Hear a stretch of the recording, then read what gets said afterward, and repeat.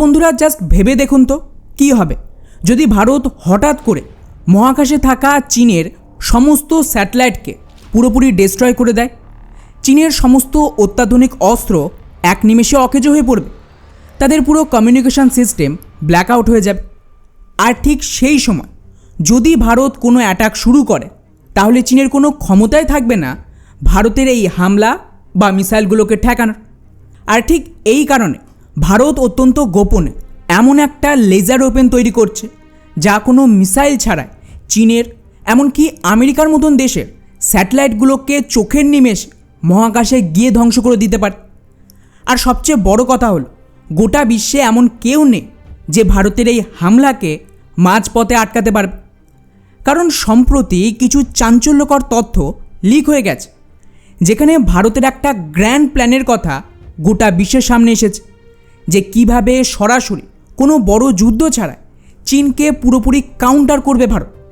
আর এটা করার জন্য ভারতীয় বৈজ্ঞানিকরা এক বিশেষ ধরনের লেজার পালস টেকনোলজি তৈরি করছে। ফলে স্বাভাবিকভাবে এটাকে নিয়ে হইচই পড়ে গেছে যে ভারতের এই গোপন লেজার হাতিয়ারটা আসলে কী জিনিস। এটা কি সত্যি চীনের শক্তিশালী স্যাটেলাইট সিস্টেমকে মহাকাশে গিয়ে ধ্বংস করতে পারবে? আর সবচেয়ে গুরুত্বপূর্ণ প্রশ্ন, ভারতের কাছে তো এই কাজের জন্য আগে থেকেই এস্যাট বা অ্যান্টি স্যাটেলাইট মিসাইল আছে, তাহলে হঠাৎ আমাদের এই লেজার ওয়েপেনের দরকার পড়ল কেন? আর তার সাথে এই নতুন হাতিয়ার ঠিক কতটা ধ্বংসাত্মক হতে পারে সবটাই জানবো আজকের এই ভিডিওতে। তো বন্ধুরা, রিসেন্টলি ভারতের একটা জনপ্রিয় defence media Indian defence research wing একটা আর্টিকেল পাবলিশ করেছে, যেখানে ওরা পুরোপুরি এক্সপোজ করে দিয়েছে যে কিভাবে ভারতের ডিআরডিও একটা সিক্রেট লেজার সিস্টেমকে তৈরি করছে যাতে চীনের স্যাটেলাইটগুলোকে মহাকাশেই ধ্বংস করা যায়। যদিও এই প্রজেক্টটা অত্যন্ত গোপন, কিন্তু তাও জানি না কিভাবে এর কিছু অবাক করা তথ্য ইতিমধ্যেই লিক হয়ে গেছে। এখন এটা ভুল করে হয়েছে নাকি ইচ্ছাকৃতভাবে ক্ষমতা দেখানো হচ্ছে তা আমি বলতে পারবো না। আর না এটা আমাদের জেনে কোনো কাজ আছে। আমাদের জন্য গুরুত্বপূর্ণ হলো ভারতের এই গোপন লেজার ওপেন জিনিসটা আসলে কি সেটা জানা। তো ডিআরডিও আসলে এখানে কোনো সাধারণ লেজার নয়, বরং high power pulse laser technology, যাকে HPPLT বলে, সেটা নিয়ে কাজ করছে। সহজ করে বললে সাধারণ লেজার ওয়েপেনকে আপনারা অনেকটাই ওয়েল্ডিং করার ব্লো টর্চের মতন ভাবতে পারেন, যেটা একটানা টার্গেটের ওপর এনার্জি ফেলে তাকে গরম করে। কিন্তু পালস লেজার পুরোপুরি আলাদা। এখানে এনার্জিকে একটানা হামলা না করে অত্যন্ত কম সময়ের মধ্যে, মানে ধরুন ন্যানো সেকেন্ড বা পিকো সেকেন্ড, এমনকি তার চেয়েও কম সময়ের মধ্যে একটা অবিশ্বাস্য শক্তিশালী পালস হিসেবে ফায়ার করা হয়। এর ফলে কী হয়? এর ফলে কয়েক মিলি সেকেন্ডেরও কম সময় এনার্জির মাত্রা এত ভয়ানক বেড়ে যায় যে তার যে কোনো আধুনিক সেন্সারকে কয়েক নিমেষে পুড়িয়ে দিতে পারে। যাই হোক, এর থেকে এটা তো বুঝতে পারলেন যে এই লেজার পালস টেকনোলজি আসলে কী। এখন প্রশ্ন হলো যে এটা স্যাটেলাইটকে কীভাবে ধ্বংস করবে, কারণ স্যাটেলাইট তো অনেক ওপরে। দেখুন, একটা স্যাটেলাইটকে অকেজো করার জন্য সবসময় তাকে বোমা মেরে ওড়ানোর কোনো দরকার পড়বে না।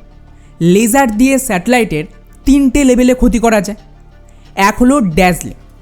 এখানে লেজারটা স্যাটেলাইটের অপটিক সেন্সারে ফেলা হলে ক্যামেরার সেন্সার অতিরিক্ত আলোতে সাময়িকভাবে অন্ধ হয়ে যায়, কিন্তু স্যাটেলাইট পুরোপুরি ধ্বংস হয় না, তাকে পরে আবার ব্যবহার করা যাবে। 2 হলো পার্মানেন্ট সেন্সার ড্যামেজ। এক্ষেত্রে লেজারের এনার্জি আরেকটু বাড়িয়ে দিলে স্যাটেলাইটের নজরদারি করার সেন্সারগুলো চিরতরে নষ্ট হয়ে যায়। ফলে স্যাটেলাইটটা মহাকাশে থাকবে ঠিকই, কিন্তু সে আর কোনো দিন কোনো ছবি বা তথ্য মাটিতে পাঠাতে পারবে না, মানে পুরো বেকার হয়ে যাবে। আর তারপর রয়েছে তৃতীয় পদ্ধতি, হার্ড কিল। এটা সবচেয়ে অ্যাডভান্স লেভেল।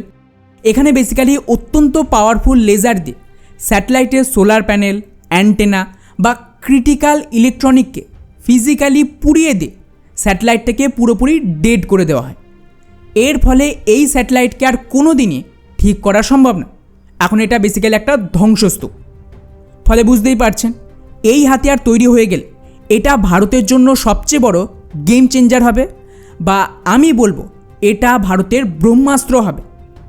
কিন্তু এখন আপনারা পাল্টা প্রশ্নও করতে পারেন যে ভাই এই সমস্ত লেজার তৈরির কী দরকার? 2019 সালের মিশন শক্তির পর ভারতের কাছে তো ইতিমধ্যে এস্যাট বা অ্যান্টি স্যাটেলাইট মিসাইল আছে, তাহলে আবার লেজার ওপেন কেন বানাচ্ছে ভারত? ওয়েল, এর পেছনে একটা খুব বড় কারণ আছে, আর সেটা হলো কোনো হাতিয়ারই 100% পারফেক্ট হয় না। এস্যাট বা অ্যান্টি স্যাটেলাইট মিসাইল দিয়ে স্পেসে স্যাটেলাইট ধ্বংস করলে মহাকাশে প্রচুর ধ্বংসাবশেষ বা স্পেস ডার্বিজ তৈরি হয়, আর এই ধ্বংসাবশেষ ভবিষ্যতে আমাদের নিজেদের স্যাটেলাইট বা স্পেস স্টেশনের জন্য মারাত্মক বিপদের কারণ হতে পারে। কিন্তু লেজার ওয়েপেন হলো নন কাইনেটিক অস্ত্র, অর্থাৎ এটা আলোর গতিতে গিয়ে নিঃশব্দে স্যাটেলাইটের সেন্সারকে পুড়িয়ে দেবে, কোনো বিস্ফোরণ হবে না, আর মহাকাশে কোনো আবর্জনাও তৈরি হবে না। ফলে এটাতে কাজও হয়ে গেল, আবার আমাদের কোনো সমস্যাও তৈরি হলো না। ওকে, এখন আপনারা এটুকু তো বুঝতে পারলেন যে ভারতের এই সিক্রেট ওয়েপেন কতটা পাওয়ারফুল। কিন্তু আসল প্রশ্ন হলো, এই সিস্টেমটা কি রেডি হয়ে গেছে, নাকি এখনও কেবলমাত্র খাতায় কলমে? আর তার সাথে ভারত কি একাই সেই দেশ যারা এইরকম হাতিয়ার বানাচ্ছে, নাকি বিশ্বের অন্যান্য দেশও এটা বানাচ্ছে বা বানিয়ে ফেলেছে? ওয়েল, আপনাদের জানিয়ে রাখি যে ভারত একা না, ওদিকে ইসরায়েল এবং আমেরিকার মতন দেশও তাদের নিজস্ব স্পেস কাউন্টার লেজার সিস্টেম নিয়ে কাজ করছে, তবে এখনও পর্যন্ত কেউ পুরোপুরি সফলতা পায়নি। আর এই লিস্টে এবারে ভারতের নামও জুড়ে গেল। তবে যেমনটা বললাম, এটাতে এখনও পর্যন্ত কেউ পুরোপুরি সফল হয়নি। ডিআরডিও ইতিমধ্যেই 30 কিলোওয়াট ক্লাসে লেজার ওয়েপেন মার্ক 2 এর সফল টেস্ট করে ফেলেছে, যেটা দিয়ে কেবলমাত্র ড্রোন বা ছোট এরিয়াল টার্গেটকে ধ্বংস করা সম্ভব। এখন ভারত 50 থেকে 100 কিলোওয়াট এবং তার থেকেও শক্তিশালী 300 কিলোওয়াটের স্কেলেবেল DW বা দুর্গা 2 প্রজেক্টকে নিয়ে কাজ করছে। কিন্তু এখন লেটেস্ট রিপোর্ট অনুযায়ী এর পাশাপাশি ডিআরডিওর হায়দ্রাবাদের সেন্টারে হাই পাওয়ার এই পালস লেজার টেকনোলজি নিয়েও গবেষণা অত্যন্ত দ্রুতগতিতে এগিয়ে চলেছে। যদিও এখানে কাজ ঠিক কতদূর এগিয়েছে সেটা এখনও পাবলিক করা হয়নি, এটা পুরোপুরি ক্লাসিফাইড ডেটা, কেউ জানে না এখানে কতদূর কাজ হয়েছে। কিন্তু এটা পুরোপুরি তৈরি করাটা এতটাও সহজ নয়, কারণ মাটি থেকে মহাকাশে লেজার ফায়ার করা খুব মুশকিল কাজ। প্রথমত পৃথিবীর বায়ুমণ্ডল বা অ্যাটমসফিয়ার লেজার বিমকে ছড়িয়ে দেয় বা শুষে নেয়, তাই স্যাটেলাইট পর্যন্ত নিখুঁতভাবে এনার্জি পৌঁছতে গেলে অ্যাডাপটিভ অপটিক্স এবং প্রিসিশন ট্র্যাকিং সিস্টেমের প্রয়োজন। তাই এটা বলা ভুল হবে যে ভারতের হাতে আজই এমন লেজার চলে এসেছে যা সুইচ টিপলেই চীন বা আমেরিকার স্যাটেলাইটকে পুরোপুরি ধ্বংস করে দেবে। বরং আসল সত্যিটা হলো, ভারত এমন একটা ভবিষ্যতে স্ট্র্যাটেজিক ডিটারেন্স বা ব্রহ্মাস্ত্র তৈরি করছে এবং কাজ অনেক দূর এগিয়ে গেছে, যা সম্পূর্ণ রেডি হয়ে গেলে আগামী দিনে চীনের বিশাল স্যাটেলাইট নেটওয়ার্ককে পুরোপুরি কাউন্টার করার জন্য ভারতের হাতে বিশ্বের সবচেয়ে খতরনাক অস্ত্র চলে আসবে। কিন্তু যেমনটা বললাম, শুধু হাতিয়ার বানালেই হবে না, মূল সমস্যা হলো স্যাটেলাইট পর্যন্ত নিখুঁতভাবে এই এনার্জি পৌঁছতে গেলে অ্যাডাপটিভ অপটিক্স এবং প্রিসিশন ট্র্যাকিং সিস্টেমের প্রয়োজন, এবং সেটাই চিন্তা। তবে সুখবর হলো, ভারত শুধু ছোটোখাটো ড্রোন মারা না, বরং স্যাটেলাইট মারতে পারে এমন লেজার তৈরিতেও কাজ করছে, যা আজ না হোক 5 বছর পরে হলেও সফলতা আসবে। এখন দেখা যাক যে কোন দেশ সবার আগে এই ক্ষমতার টেস্ট করতে পারে। বাকি এই পুরো বিষয়টিকে নিয়ে আপনাদের কী মনে হয়? ভবিষ্যতে স্পেস ওয়ারফেয়ারে ভারতের এই লেজার ওপেন কতটা গেম চেঞ্জার হতে চলেছে? কমেন্টে অবশ্যই জানাবেন। জয় হিন্দ।